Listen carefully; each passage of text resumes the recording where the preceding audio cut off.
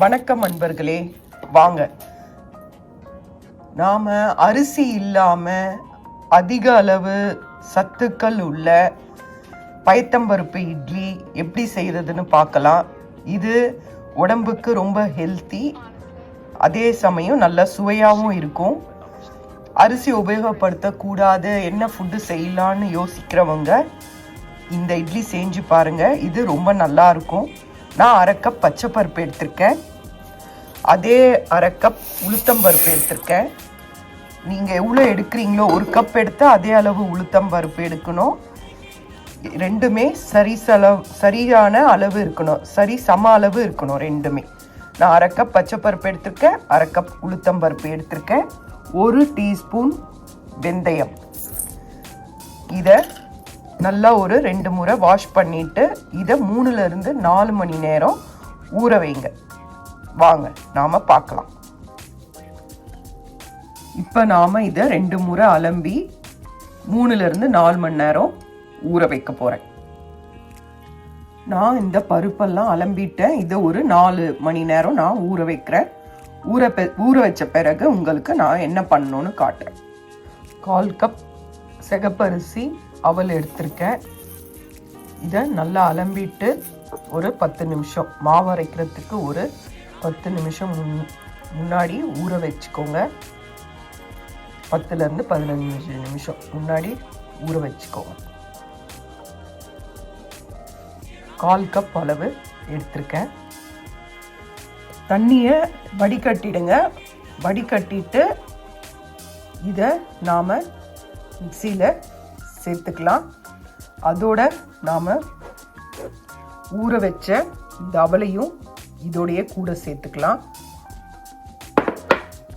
வாங்க பார்க்கலாம்.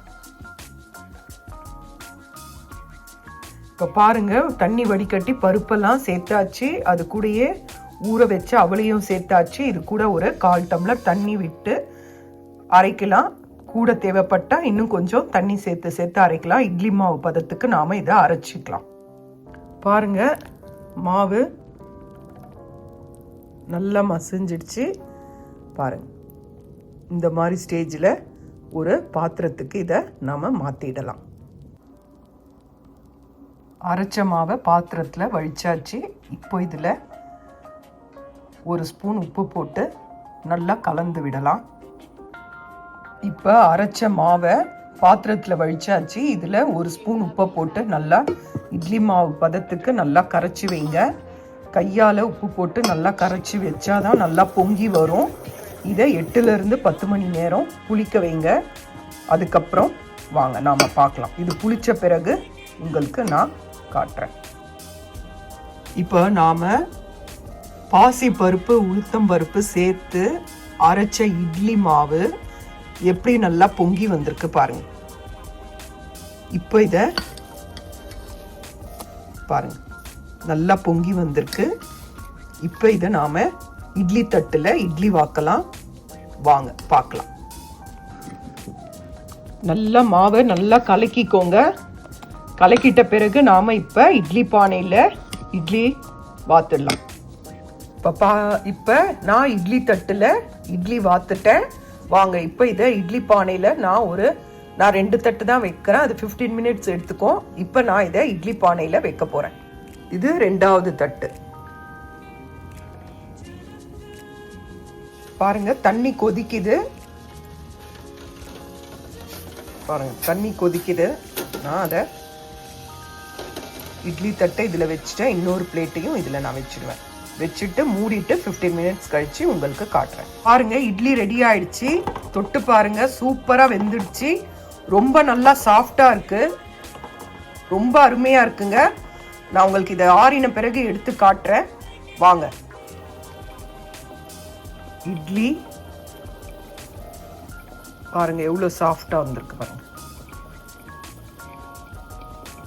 நம்ம அரிசி இல்லாமையே 2 டேபிள் ஸ்பூன் அவல் மட்டும்தான் போட்டிருக்கோம். பட் அந்த இட்லி ரொம்ப நல்லா அருமையாக இருக்குது. இதை பாருங்க பாருங்க, எவ்வளோ சூப்பராக இருக்கு பாருங்க. செஞ்சு பாருங்கள். இதுக்கு தேங்காய் சட்னி, சாம்பார், கார சட்னி எல்லாமே நல்லாயிருக்கும். செஞ்சு பாருங்கள். இது இதில் பச்சைப்பருப்பு, உளுத்தம்பருப்பு, அவல் இது மட்டும்தான் இருக்குது. வெந்தயம் இது உடம்புக்கு ரொம்ப நல்லது. அதிக அளவு அரிசி இல்லாமல் நாம் புரோட்டீன் நிறைய இருக்கிற புரதம் நமக்கு அதிகமாக கிடைக்கும். அதில் நாம் இட்லி பண்ணியிருக்கோம். இது உடம்புக்கு நல்லது. இது டயட் ஃபாலோ பண்ணுறவங்களும் சரி, சுகர் இருக்கிறவங்களும் சரி, குழந்தைங்களும் சரி எல்லாருமே சாப்பிட்லாம். செஞ்சு பாருங்கள். இது ரொம்ப நல்லாயிருக்கும். இந்த வீடியோ உங்களுக்கு பிடிச்சிருந்தா லைக் பண்ணுங்கள், ஷேர் பண்ணுங்கள். நன்றி, வணக்கம். நாம் பருப்பு வச்சு அரைச்ச மாவில் நாம் இப்போ தோசை செய்யலாம். தோசை பாருங்கள் எவ்வளோ நல்லா வருதுன்னு பாருங்கள். நான் உங்களுக்கு ஒரு தோசை செஞ்சு காட்டுறேன். பாருங்கள், தோசை வாத்தாச்சு. இப்போ நாம் தோசையை சுற்றி எண்ணெய் விடலாம். இப்போ பாருங்கள், நாம் தோசையை சுற்றி எண்ணெய் விடுறோம். வெந்த பிறகு வாங்க பார்க்கலாம். பாருங்கள், தோசை எவ்வளோ நல்லா வருது பாருங்கள். சூப்பராக வருது பாருங்கள். நம்ம சாதா அரிசி மாவில் செய்கிற மாதிரியே வருது பாருங்கள். எவ்வளோ நல்லா இருக்கு பாருங்கள். நல்ல கலர் பாருங்கள், சூப்பராக இருக்கும்.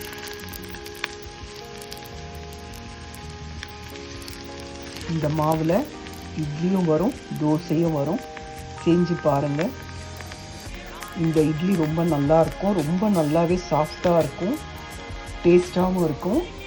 நம்ம அரிசியே இல்லாமல் நாம் இந்த முறையில் இட்லி செய்யலாம். இது நம்ம ஹெல்த்துக்கு ரொம்ப நல்லது. எல்லாருமே சாப்பிடலாம், குழந்தைங்க முதல் பெரியவர்கள் வர. அரிசி உபயோகம் பண்ணாமல் நாம் சாப்பிடலாம். நாம் அதிகளவு அரிசி யூஸ் பண்ணுவோம். அந்த மாதிரி இல்லாமல் வெறும் 2 ஸ்பூன் நான் சிவப்பரிசி அவல் தான் சேர்த்துருக்கேன். அது விருப்பம் இருந்தால் சேர்க்கலாம், இல்லைன்னா அது கூட சேர்க்க வேண்டாம். ரொம்ப அருமையாக வரும். இதை செஞ்சு பாருங்கள்.